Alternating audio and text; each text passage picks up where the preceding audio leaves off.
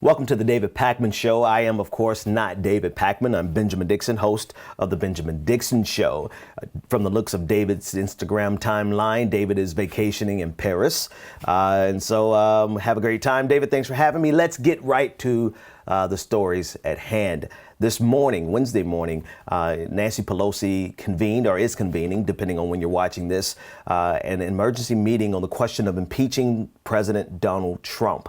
Now, before we get into many of the details as to this particular example or this particular case of impeachment, let's discuss really quickly the House's role, because I see a lot of people who are repeating the same talking point that Nancy Pelosi is repeating, ironically enough, that it has to be bipartisan before she makes a move. But that's not the case.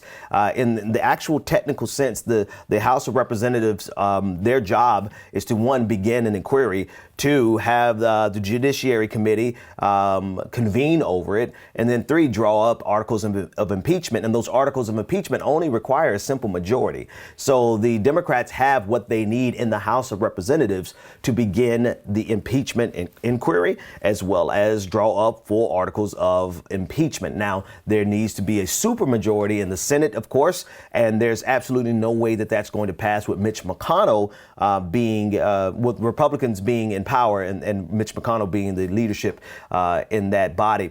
But does that mean that the Democrats should not go ahead and attempt to hold the president accountable? Because let's be sure, if any Democratic president had done a single thing that Donald Trump has done, even the appearance of getting assistance from a foreign nation, it does not matter the details. Let's be sure, it does not matter any details, but the appearance of getting assistance from a foreign nation. And we can set that aside because, according to Mueller, it doesn't look like there's a lot of meat on those bones, so to say. But then there is a question of obstruction of justice. There's a clear case of obstruction of justice, so much that Republican Representative Amash has come out in favor of it.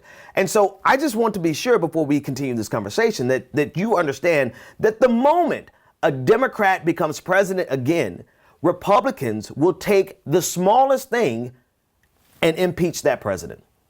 Okay, that being said, here's Nancy Pelosi, and she's in an interview with Mika Brzezinski from Morning Joe, and this is what she had to say in response to Representative Amash's stance, the Republican who has come out in favor of impeachment. Take a listen.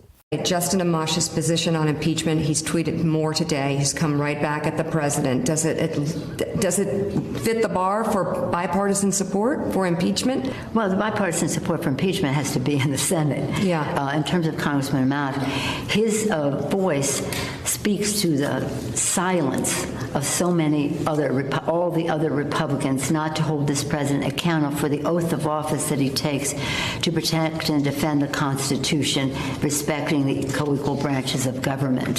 So Amash may be one voice, but the fact that it is in the absence of other voices, it speaks very loudly. So I'm sorry, it looks to me that Nancy Pelosi is doing everything that she can to avoid impeachment, because that's not an excuse, right? What the Senate does, she's trying to say, unless we can guarantee a conviction, right? A conviction on the articles of impeachment that the House would draw up, unless we can guarantee a conviction which would require bipartisanship, then she's not going to do it. But what does that say about American democracy when the body that is responsible for holding the president accountable is afraid to do so because of political reasons, right? She's going to say in the next clip that it's not about politics, but clearly she's avoiding impeaching Donald Trump, at least drawing up articles of impeachment and passing them in the House. She's avoiding that because she doesn't think she has the politics, the political capital,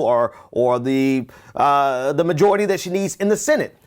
And she believes that it's going to backfire, right? So those are clearly political calculations. And so she's doing the exact opposite of what she's saying she's doing, but that's nothing new. That's politics 101. But take a listen to this second clip in her response to Mika's very direct question.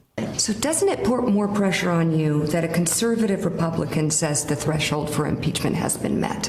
No. No? No. Why?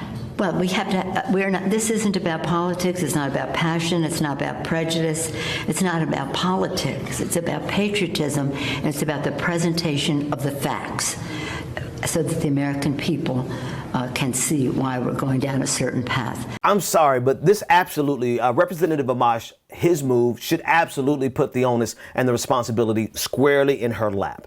She's saying that it's not about politics, but as I already stated, this is clearly about politics. She doesn't want any backlash. But let's remember back when Bill Clinton was impeached, the Republicans won everything in the subsequent election, right? The problem is that Democrats do not have the backbone that is necessary to play the type of politics that are going on right around us right now, right? This is an extreme matter of fact. Before I finish that sentence, I want to make something clear. Republicans have been playing hardball politics for a very long time. They have been cutthroat, no prisoners, zero-sum game for a very long time. And the fact that Democrats are still trying to play civility politics, right? The fact that Joe Biden is coming out saying he wants to work with Republicans shows that there's a class of Democrats who are extremely unequipped to fight this present fight.